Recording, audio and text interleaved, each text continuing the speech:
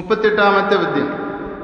ജാതിവേക്തം വപുസ്വസ്യ ജാതിം വ്യഞ്ജയതി സ്വയം ചക്ഷുഷ്മാൻ നാനുയുഞ്ജീത കാ ജാതിരിതി ബോധവാൻ.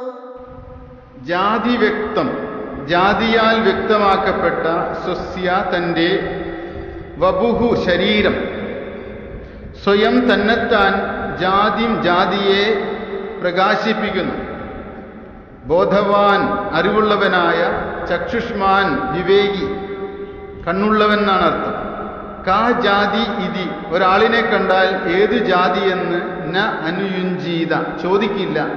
നേരത്തെ പറഞ്ഞ ഗുരുവിൻ്റെ ആ ഉദാഹരണം നിങ്ങൾക്ക് മനസ്സിലാക്കാം. വിവേകിയായ ഒരാൾ ഒരിക്കലും വേറൊരാളോട് ജാതി ചോദിക്കുകയില്ല. കണ്ണുള്ളവൻ, ചക്ഷുഷ്മാൻ എന്ന് പറയുന്നത് എന്ത് അസംബന്ധമാണ് അങ്ങനെ ചോദിക്കുന്നത്, ജാതി ചോദിക്കുന്നത്? കണ്ണുള്ളവനെ മനസ്സിലാക്കിക്കൂടെ വേറൊരാളെ കണ്ടു കഴിഞ്ഞാൽ? ഒരാളുടെ ആകാരം കണ്ടാൽ അറിഞ്ഞൂടെ മനുഷ്യനാണെന്ന്? ഇപ്പൊ മനുഷ്യജാതി മനുഷ്യജാതി മനുഷ്യജാതി, അതിനിടയിൽ വേറെ ജാതികളൊന്നുമില്ല, ചിന്തിക്കാനേ പാടില്ല. എന്നാലാണ് ഏകലോക മാനവികതയെക്കുറിച്ച് നമുക്ക് സംസാരിക്കാൻ കഴിയുള്ളൂ. ഗുരുവിൻ്റെ ദാർശനികതയുടെ പ്രത്യേകത ലോകത്ത് എല്ലാ മനുഷ്യർക്കും ഒരേപോലെ ഉള്ള ഒരു ജീവിത അവകാശം ഉണ്ട് എന്നുള്ളതാണ്. ജീവന അവകാശമുണ്ട് ഈ ഭൂമിയിൽ എല്ലാവരും ഈ ഭൂമിയിൽ ജനിച്ചിട്ടുള്ളത് ആനന്ദിക്കാനാണ്, സന്തോഷിക്കാനാണ്. സന്തോഷം എല്ലാവർക്കും അവരുടെ അവകാശമാണ്. അത് നിഷേധിക്കാൻ പാടില്ല ജാതിയുടെ പേരിൽ. എല്ലാവരും ഈ ഭൂമുഖത്ത് ജനിച്ചിട്ടുള്ളത് ജീവൻ മുക്തരാകാൻ വേണ്ടിയിട്ടുള്ളതാണ്, ആത്മസാക്ഷാത്കാരത്തിന് വേണ്ടിയിട്ടാണ്. അത് നിഷേധിക്കാൻ പാടില്ല ജാതിയുടെ പേരിൽ. ജാതിയുടെ പേര് പറഞ്ഞുകൊണ്ട് നമുക്ക് അറിവിനെ നിഷേധിക്കാൻ പാടില്ല. പണ്ടുകാലത്ത് വേദങ്ങൾ പഠിക്കുന്നത് പോലും ജാതിയുടെ പേര് നിഷേധിച്ചിരുന്നു. വേദം പഠിക്കുന്നവൻ്റെ ചെവിയിൽ ഈയം ഉരുക്കി ഒഴിക്കും ശൂദ്രനായിട്ടുള്ളൊരു വ്യക്തി വേദം പഠിച്ചു കഴിഞ്ഞാൽ. ഇതൊക്കെ ജാതി കൊണ്ട് മാനവരാശിക്കുണ്ടായിട്ടുള്ള കളങ്കമാണ്.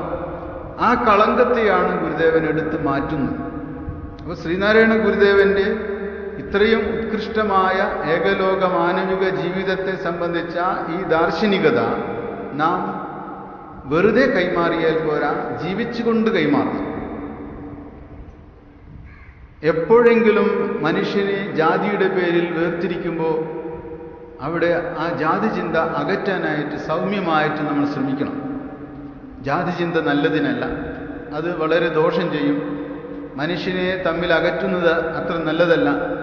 പക്ഷേ ഇന്ന് സമൂഹത്തിൽ അതാണ് കാണുന്നത്, എല്ലായിടത്തും കാണുന്നതാണ്. പക്ഷെ നമ്മളെങ്കിലും വ്യക്തിഗതമായിട്ട് മനസ്സിലാക്കിയിട്ടുള്ള നമ്മളെങ്കിലും മറ്റുള്ളവരെ പഠിപ്പിച്ചില്ലെങ്കിലും നമ്മുടെ ഉള്ളിൽ അത് കളയുന്നത് നിർമ്മലമായ ഒരു ഹൃദയത്തിന് ഏറ്റവും നല്ലതാണ്.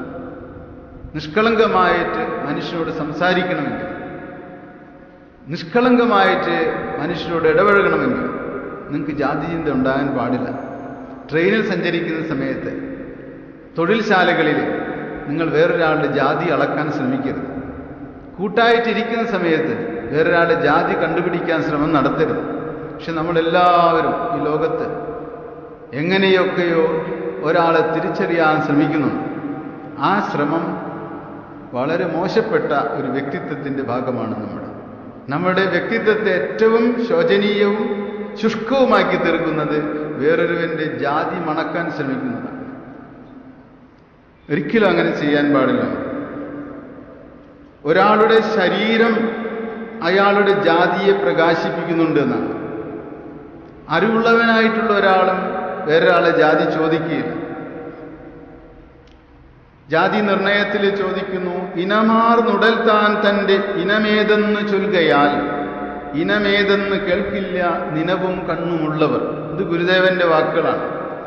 ഇനമാർന്നുടൽ താൻ, ഓരോ വ്യക്തിക്കും ഒരു ഇനം ഉടലാണ്. അങ്ങനെ മനുഷ്യന്റെ ഇനത്തിലുള്ള ആളുകൾ തൻ്റെ ഇനമേതെന്ന് ചൊല്ലുകയാൽ, ശരീരം കൊണ്ട് തന്നെ ഇന്ന ഇനമാണെന്ന് ചൊല്ലുന്നത് കൊണ്ട് ഇനമേതെന്ന് കേൾക്കില്ല. നീ ഏത് ഇനമാണ് എന്ന് ആരെങ്കിലും ചോദിക്കൂ? ഒരാളും ചോദിക്കുകയില്ല. നിനവും കണ്ണും ഉള്ളവർ. നിനവെന്ന് പറഞ്ഞാൽ ഇത്തിരി തലയിൽ വല്ല മൂളയുള്ള ഒരാൾ ചോദിക്കില്ല, ഒരിക്കലും വിവേകമുള്ള ഒരാൾ ചോദിക്കില്ല.